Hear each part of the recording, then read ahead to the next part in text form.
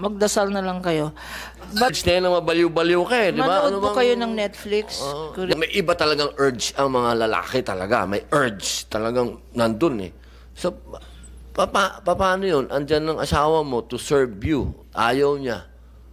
So, anong pwede kong, para hindi ako mareklamo ng asawa ko, o anong pwede kong sabihin sa kanya na mahal o babe, ano ba? Please help me in a way. Counseling po ang kailangan. Kailangan po ng mga ganyan. Ang counseling. Magdasal na lang kayo. But, mali, i-correct ko lang po yung statement. Kasi yung urge, mga 30 minutes lang yung urge na yan na mabaliw-baliw ka eh, di ba? Manood po kayo ng Netflix, Korean telenovela.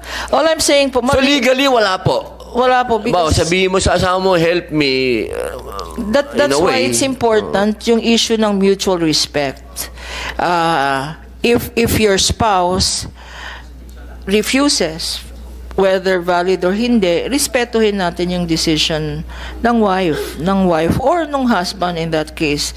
The other thing po is yung statement ng chair, with all due respect, hindi po obligasyon ng isang wife, sabi mo, is to serve the husband. Yun po yung, di ba, yun yung normal. I know. Yun yung na-instill sa atin. In fact, idadagdag ko lang, no? Kasi maraming lalaki dito nakikinig. Sa family code po natin, ibang code naman to. Sa family code, we amended the family code to remove the obligation of obedience. Ngayon, kasi sa old civil code, 1930s rin yung old civil code na yan, nakalagay dyan, the wife shall obey the husband. Ngayon, wala nang obey ng husband. Pinalitan na yan. Attorney, dapat maano po natin yan. Kailan po yan revise?